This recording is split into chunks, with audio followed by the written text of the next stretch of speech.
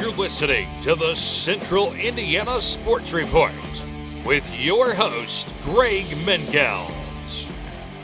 Welcome, high school football fans, to the Central Indiana Sports Report for our Week 4 high school football scoreboard show.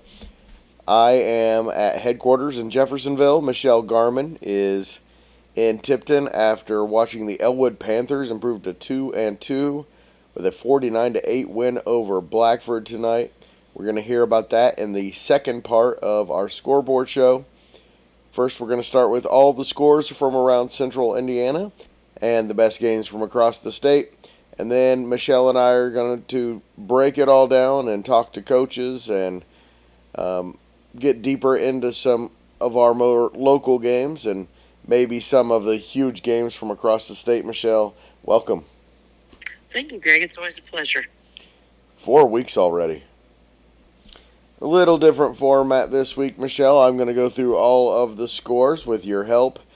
All the scores from around Central Indiana and the best scores across the state. And then you and I are going to talk about the game. So here we go. We start, as we always do, with the conference so kind to name itself after this podcast, the Central Indiana Conference.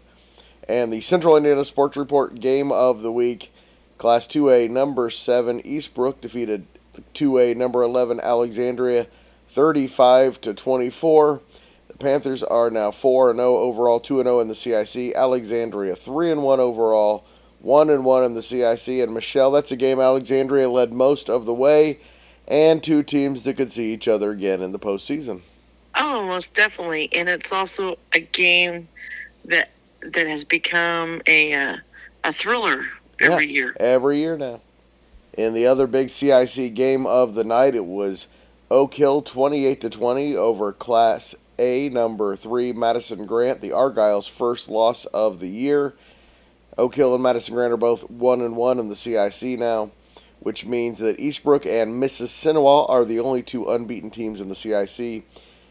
3A number 2 Mississinewa is now 4-0 overall, 2-0 in the CIC after a 35-0 win over Frankton. Frankton is 0-4.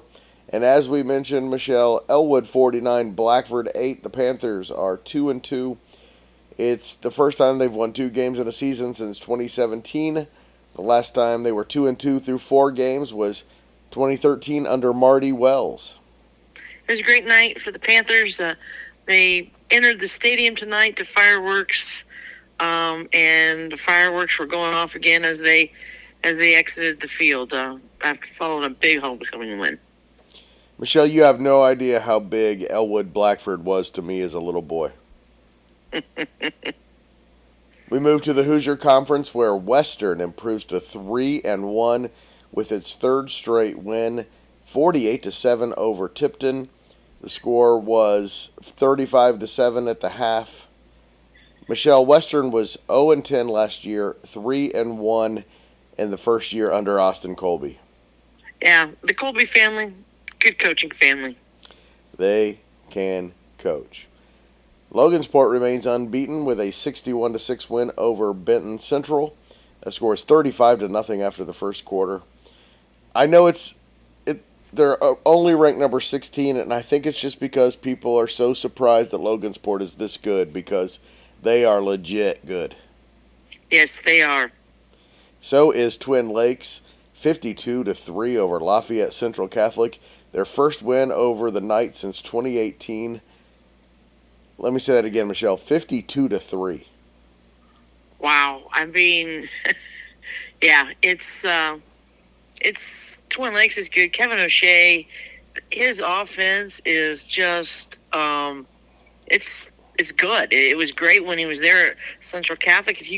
If you give that man athletes and a quarterback that can, throw and have pocket presence, you're going to be severely challenged. And they have an incredible quarterback to wide receiver junior tandem, both of them juniors. And that quarterback, I'm sorry, I don't remember his name off the top of my head. A lot of poise. Yes, it's Dold. That's right. West Lafayette won its first game of the year, handing Rensselaer Central its first loss of the year. The Red Devils prevailed 35-7.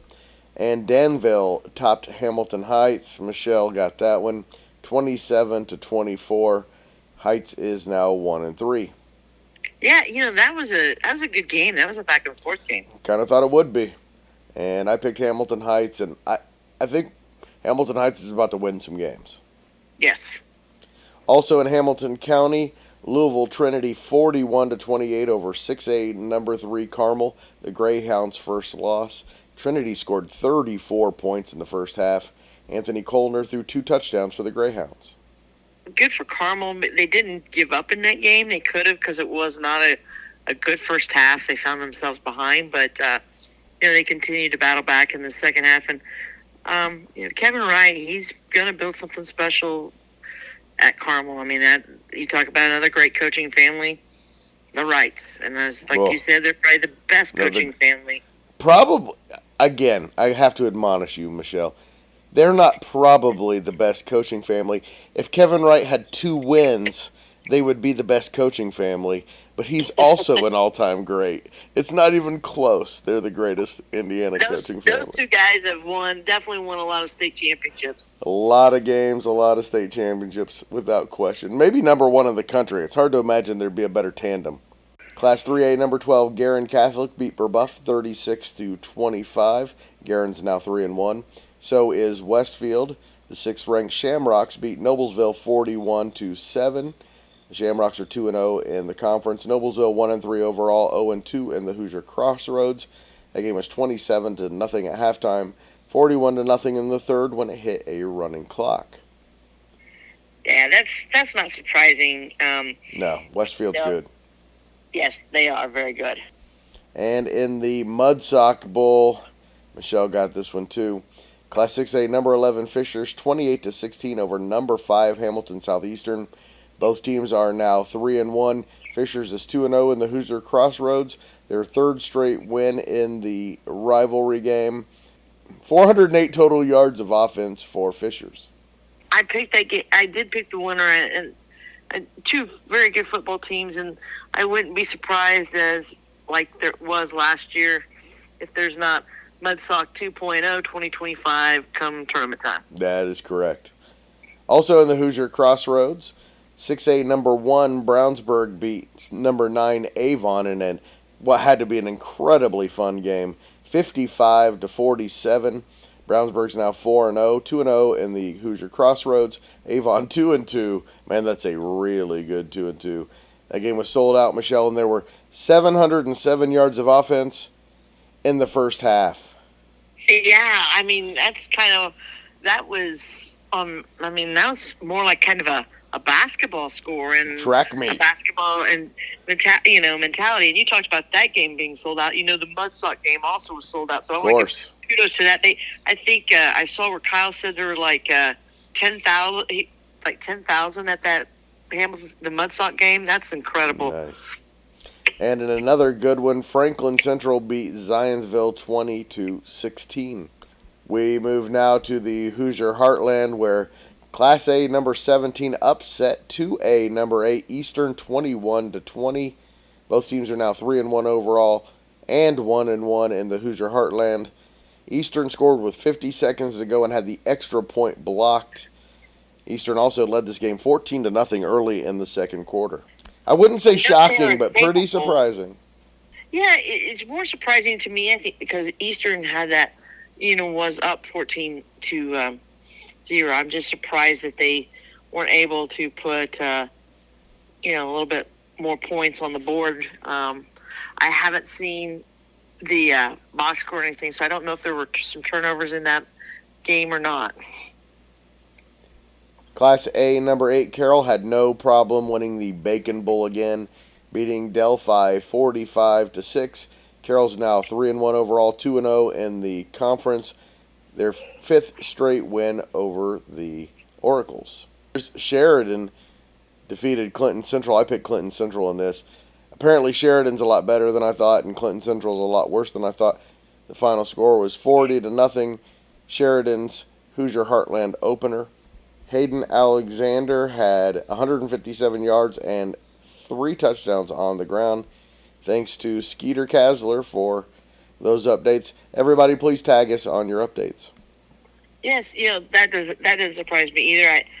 I know you picked Clinton Central. I picked Sheridan. I know. I just felt like Sheridan was going to win, and it wouldn't be real close. Michelle, I've always been great at these contests. I'm so embarrassed by my performance right now. The basketball state champion Jeffersonville beat Kokomo. That'd be a heck of a good basketball game. 24-14. Jeffersonville is now 2-2. Kokomo 0-4. Cordell Thomas for Jeffersonville, 14 for 18, 177 yards and 3 touchdowns. Next week, Kokomo plays its 1,000th game in program history, and that will be against Anderson. And Anderson took a 52-0 loss to McCutcheon tonight. Wow, I know. And we're going to hear from Shane Arnold, Anderson head coach Shane Arnold, coming up here in a moment. Staying in the NCC and in Madison County, LaPel defeated Muncie Central 42-14. The Class 2A number 3 Bulldogs are now 4-0. Jack Miller rushed for 3 touchdowns. Devin Craig threw for 2 touchdowns. LaPel forced 4 turnovers in the first half. For the Bearcats, Carlos Eccles did have an interception return for a touchdown. Yeah, I think Devin Craig actually threw a couple of picks in that game, proving, I guess, that he's a little bit, he can be human at times. That's right. I still believe he's the best quarterback in this area, especially at the 1-2 kind of 3A level. Correct. Class 5A number 5 Lafayette Jeff beat Harrison 47-26 to improve to 3-1. South Dearborn beat Richmond 35-28, and Lebanon won its 3rd straight game and improving to 3-1 with a 42-14 win at Marion. Marion's 3rd straight loss. The Giants are 1-3. Yeah, it's just not a real disciplined team, and Lebanon's a pretty darn good team. Yeah, as we're finding out, Pendleton Heights is really, really good. Staying in Boone County, Western Boone defeated Greencastle 76-34. The most points scored in Western Boone program history. The Stars are now 2-2, but they are 2-0 all time in the Monon Conference. Yeah, that game, the Stars produced quite a lot of offense, and I'm not exactly sure. I can't remember who I was finding the Twitter updates from on that game, but it was, yeah. You were getting a lot of them. Yes. Speaking of Pendleton Heights, moving to the Hoosier Heritage Conference, the Arabians are 4-0 after a 43-14 thrashing of Greenfield Central. Wyatt Elijah returned the opening kickoff for a touchdown. We talked to Pendleton Heights head coach Jed Richmond, who's making his Central Indiana Sports Report debut in Part 2 of the Scoreboard Show, coming at you a little later on Saturday. Also Saturday, we'll have our Colts-Broncos preview and our Fever/WNBA preview with Michelle on both of them. Both of those preview shows I think are very much worth a listen, and it's not because I'm on them so much as because of the other gentlemen that are on them. Everyone knows that it's because of you, Michelle. Yorktown defeated Delta 45-7. The Tigers are now 3-1. That's the largest margin of victory ever for them over the Eagles. Yeah, I mean, I'm not surprised Yorktown won. I know I picked Delta. Yeah, me too. That score just shocks me. Yeah, especially when you combine it with New Pal last week, 35-10, and that sounds like a 35-10 loss. What do you mean? It means New Pal usually beats teams by 80 points, and so that's a pretty impressive score, especially in hindsight after you see this score. Yes. Shelbyville defeated Newcastle 35-21. Nice start for Shelbyville. They are 3-1. And speaking of which, 5A number 1 New Pal's 4-0. They beat rival Mount Vernon 71-0. Their 18th win over the Marauders in the last 21 years. Yeah, what a program, man. New Pal, wow. I believe, am I not right? Don't we get New Pal and Pendleton Heights next week? They do. Yeah, and that will be one heck of a one heck of a football game. Be very interesting. I would love to see if that would be video streamed live by somebody. Yeah, Michelle, I've been doubting Pendleton all year. I just knew how good the players they lost were. It's not that I doubted them, that the program. Just I know how good the players they lost were. But I'm going to doubt them again. I think they're really good. I don't think they're in New Pal's league. No, but I think it'll be interesting. It will be interesting. Yes, it will be interesting, and because this Pendleton team is they're rolling, and I think it's what they're doing defensively as much of anything is what you really are impressed by. It's the 4th week in a row I've seen their score, and wow, that is really impressive. 4 weeks in a row. Also in Hancock County, Class A, number 5, South Putnam, rebounded from their first loss of the season to beat Eastern Hancock 33-19. Busy night in the Three Rivers Conference. Northwestern with a big 39-30 win over Peru. The Tigers' second straight win. They're now 2-1 in the Three Rivers Conference. And I spoke with Shane Turnipseed earlier tonight, and we're going to hear from him coming up, Michelle. Yeah, that sounds like another kind of back and forth exciting game. It was. And another really good game that we expected. It was one of those 5-5 games in our picks competition, Michelle. Cass 18, Manchester 14. The Kings are now 3-1 overall, 3-0 in the conference. The other unbeaten still in the conference. And, Michelle, they have 9 teams, so they only play one non-conference game in the Three Rivers Conference. 3A number 5, Maconaquah beat Whitco 62-0. They're 4-0, 3-0 in the conference. And Rochester 3-1 overall, 3-0 in the conference after beating Wabash 56-7. I'm just going to say, like I said, Cass, they find ways to win ugly and win at home. Cass is a tough team to beat at Cass. It almost happened exactly as you predicted. Yeah. Southwood defeated Northfield 27-12. Southwood's first win. Northfield is still winless. Yeah, Northfield is. We'll probably never pick Northfield in football again. They definitely do not sound like a football school. Not anymore. Some other scores of interest from around the state. Center Grove defeated Ben Davis 63-35. Wow, that game surprised me as high scoring as it was in the first half. Yeah, we thought that Ben Davis defense was pretty good. Man, Center Grove and Brownsburg seem to be on a crash course, don't they? Yes, they do. 6A number 4, Crown Point beat Lake Central 42-0. 6A number 7, Columbus North lost to Roncalli 41-20. Number 8, Penn defeated South Bend Washington 62-0. Lawrence North defeated North Central 55-21. Keon Thomas scored 3 touchdowns as Warren Central got a nice win, 31-21 over Lawrence Central. And number 13, Fort Wayne Northrop took its first loss of the season, 42-36 in overtime to Homestead. In Class 5A, number 2, Bloomington South beat rival Bloomington North 36-7. We should mention right now that IU beat Indiana State 73-0, right? Was that the final? Yes, it was, and I'm like a lot of others. I don't like IU, Purdue, and those guys playing on Friday night. That belongs to the high schools, and you pay for it when you're crowd. I mean, Bloomington North, Bloomington South, Terre Haute North, Terre Haute South were each playing each other tonight. You had the Mudsock game, which we know that there's a lot of Avon, Brownsburg, Lawrence Central, Warren Central. We know there's IU fans and alumni. Cathedral, Chittard.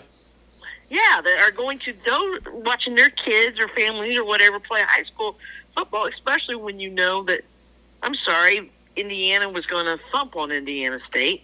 That's right. And so it hurts crowds. If you want it, you should not have a Friday night football game. And play it on Thursday.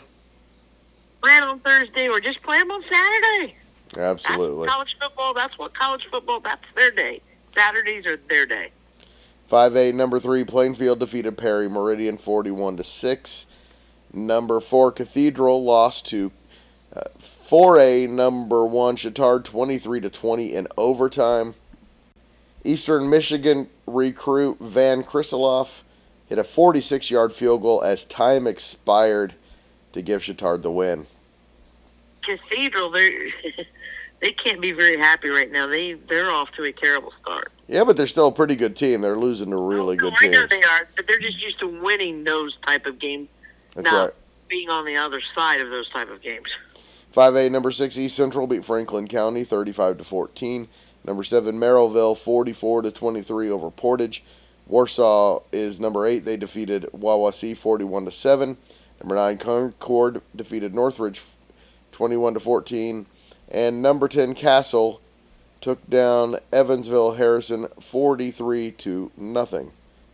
Number 13 Terre Haute South beat North 66-7. And number 17 Whiteland defeated Franklin 21-14.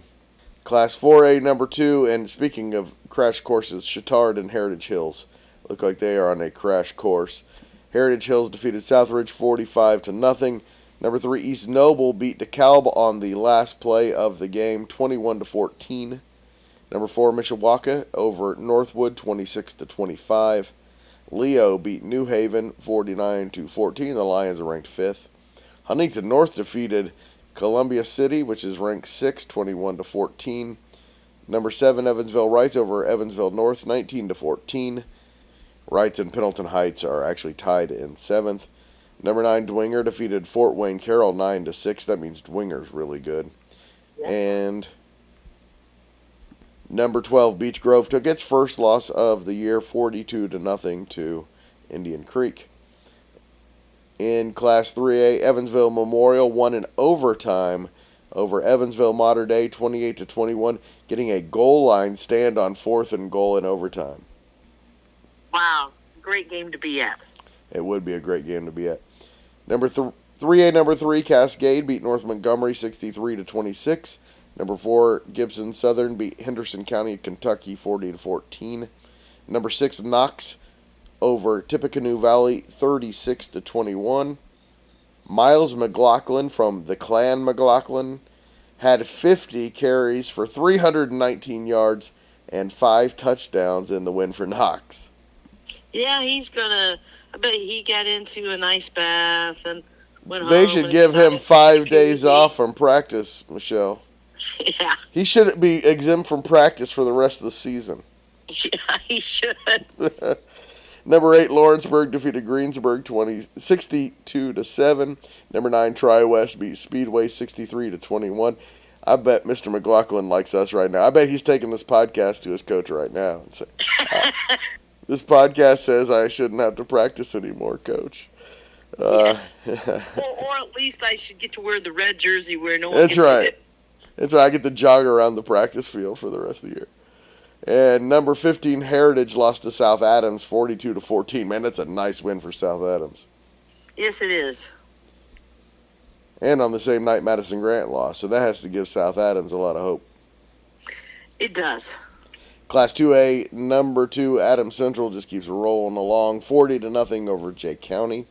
Number 2, Brownstown Central beat Salem 63-7. Number 4, Triton Central 24, Monrovia 14. Number 5, Andrean beat Munster 30-7. Number 6, Indianapolis Lutheran rebounded from their loss to Western to beat Cecina 56-10. Number 9, Bluffton 42-7 over Woodland. And number 10, Linton defeated Sullivan 42-28. Number 14, Heritage Christian beat Covenant Christian 23-13 to improve to 2-2. And in Class A, number 1, Providence beat crosstown rival Clarksville 62-0. Number 2, North Decatur defeated Browns County 66-0. And number 4, Springs Valley defeated West Washington 38-0. All 3 of those teams are receiving first place votes.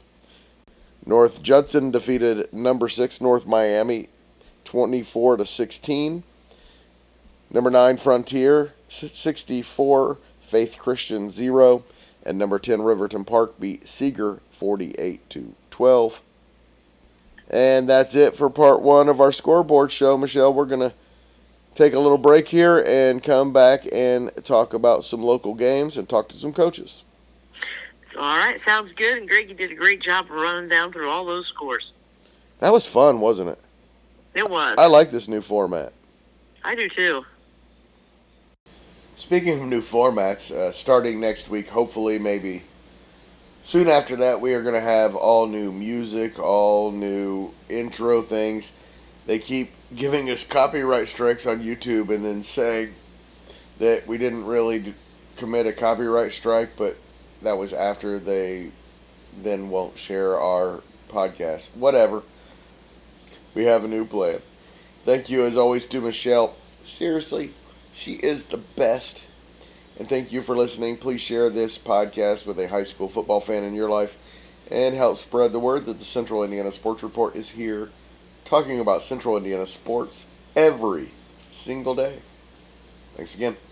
And the Central Indiana Sports Report is a product of ITG Media, and I love Susie. Good night.